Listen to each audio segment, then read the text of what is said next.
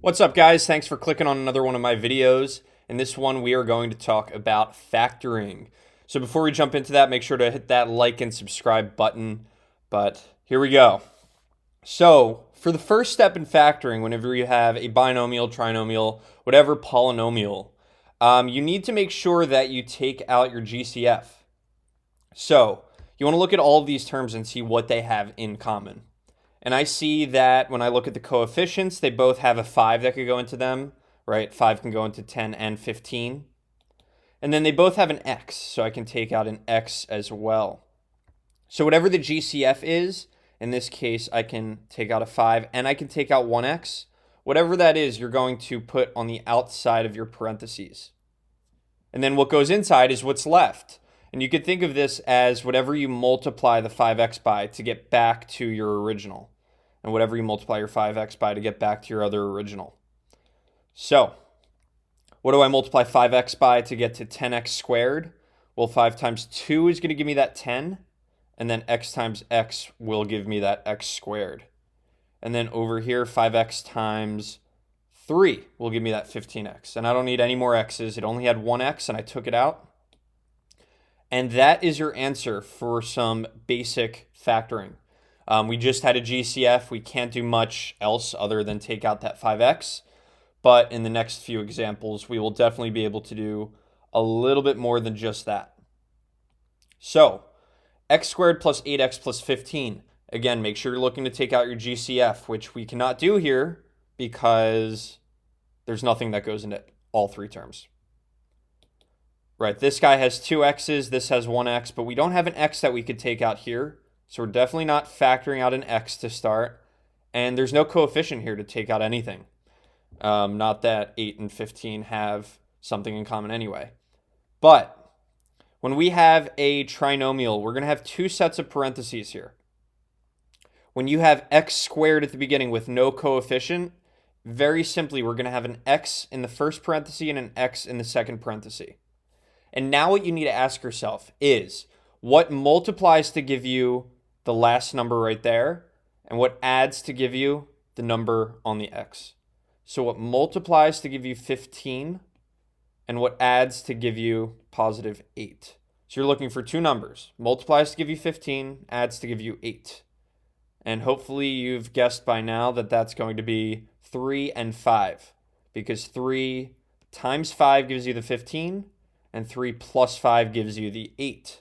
And all that means here is we put a plus 3 here and a plus 5 here in no specific order. It really could not matter less. And this is all you can do. X plus 3, x plus 5, and that's it. The way that you want to check your answer is by foiling. And hopefully by now you're good at foiling. You usually learn FOIL before factoring. So we're going to FOIL. The firsts, x times x is x squared. The outers, that's a 5x. The inners is a 3x. And the lasts gives you that 15. And when you combine like terms, you are successfully back at the starting problem. So you know that you did a good factor job here. Next, what do you do when you don't have just an x squared at the beginning? What do you do when you have a coefficient on the x squared? First off, you're going to want to take out your GCF, so hopefully that can get rid of it. So here our GCF is just 2 because everything is even, right? If everything's even, we can take out at least a 2. We don't have an x to take out here, so we don't have an x in common everywhere. And now we will simply just take out our 2. X squared minus 3x minus 28. Cool. And now we're basically ignoring this 2 for the rest of the problem, and we're going to factor this as if the 2 were not there. So I'll carry down the 2, and then I'll have my two sets of parentheses to factor my trinomial. And now I have no coefficient on the x, so I can just put x and x like I did in the previous problem. But now I have some negatives. I need to figure out what multiplies to give me this number again, the last number, and what adds to give me the coefficient on the x.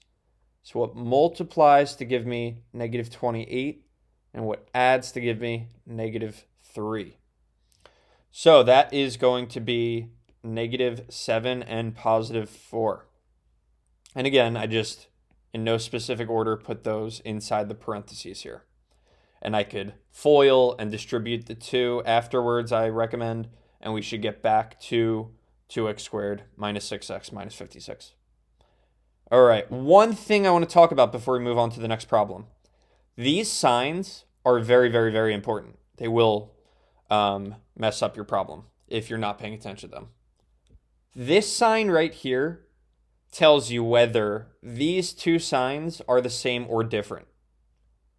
If you have a negative number here, these two signs, of course, will be different because we're looking for a number that multiplies to give us a negative 28. And the only thing that can multiply to give us a negative number would be a plus and a minus, a positive and a negative. So automatically, if this sign is negative, we know that these two signs right here are different. One's a plus, one's a minus. Now, let's say we had a plus there.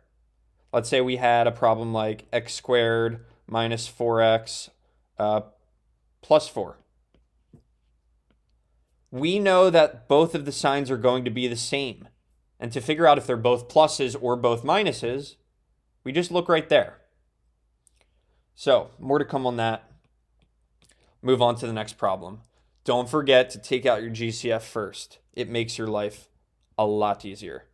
So, GCF here is 3. And then we'll have a 2x squared minus 13x minus 7 left inside. And here is that case where we have a coefficient on the x squared. So we need to do something a little bit differently. Instead of just saying what multiplies to give me negative 7 adds to give me negative 13, I actually need to figure out what multiplies to give me the product of the coefficient on the x squared and the constant at the end. So now it's what multiplies to give me negative 14 and adds to give me negative 13. Okay? So this number times this number, now that this is not 1. What multiplies to give you that, negative 14, and adds to give you negative 13. All right. So hopefully by now you've gotten the answer. What multiplies to give you negative 14 adds to give you negative 13. That would just be negative 14 and positive 1. Right? Negative 14 times 1 gives you your negative 14. And then negative 14 plus 1 gives you your negative 13. All right. And here's what you do with it now. It's not just a standard factoring problem with the 2 parentheses like we have had for the past few problems. Carry down the 3, and all you're going to do is keep the first and last thing there, but the negative 13x we're going to change into a negative 14x and a positive 1x. We just use those coefficients right here and right here. And all we did was we changed negative 13x into negative 14x and positive 1x. And of course, that's just the same. We didn't really change much here. We just made a negative 13 into a negative 14 and a positive 1. Oh, forgot that there. So here's what you do next. You are going to factor out the GCF of these first 2 terms and factor out the GCF of these last 2 terms, if there is one, which there's not. So, the GCF of the 2x squared and the negative 14x will just be a 2x. That's all they have in common. And what we're going to have left is x minus 7. And then over here, we're also going to have just an x plus or an x minus 7. All right. One last step, and we are pretty much done here. So, we see that this term right here and this term right here, they each have an x minus 7 in common. So what that means is we're going to have an x minus 7 come out of here. And what we get when we take out an x minus 7 and an x minus 7 from here, well, we're going to have the 2x left from here. And when we divide this by x minus 7, we're going to just have a 1. Let me show that again. This guy and this guy, whatever they have in common, that's going to go in one of your parentheses. And whatever's left over when you kind of remove them, and you might say, oh, isn't there nothing here? There's a 0. Kind of, but you're dividing by x minus 7, so anything divided by itself is 1. So what we're left with is the 2x and just the 1, the imaginary 1. So if the whole thing comes out, make sure you just put a 1. And that's our answer. So we'll have 3x minus 7, 2x plus 1. And that's it. We'll try that one more time, a little bit of a harder problem, but we'll get through it.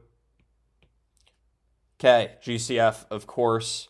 Give you a second to figure out the GCF. 2. So 2, and then what we'll have left over is 8x squared minus 26x plus 15. Don't know why I did that in purple, but whatever.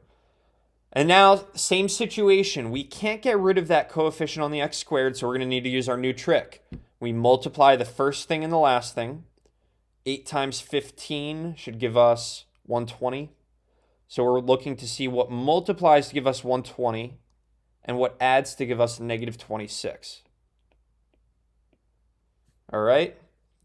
And that should be negative 20 and negative 6. Right? Because negative 20 times negative 6 gives us positive 120. And then negative 20 times negative 6 gives us negative 26 when we add them. All right. Now, we also can use our trick if we wanted to.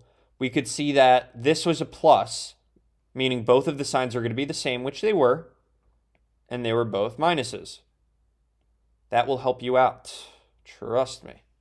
All right, so get rid of that. And now what we are doing is splitting up the negative 26x into negative 20x and negative 6x in no specific order.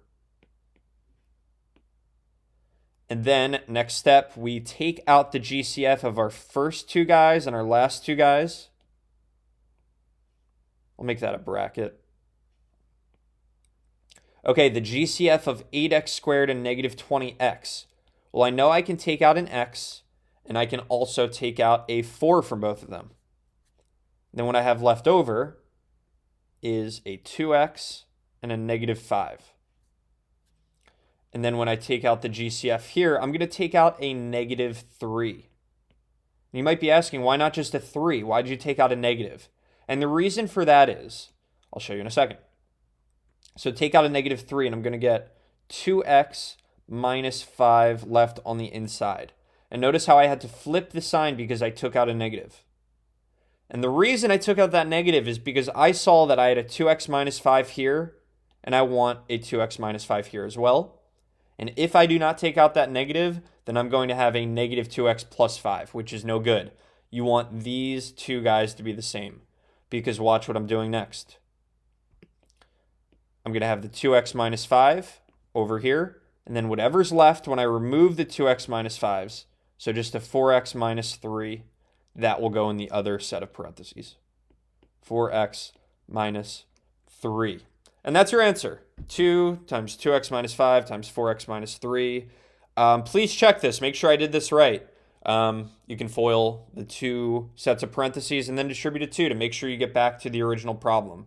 You can always check your factoring problems like that by distributing and foiling and such. So I hope that you got something out of this video. Again, please make sure to like and subscribe. It will help me out in growing this channel. But otherwise, I will see you in the second part of factoring. Brad does math.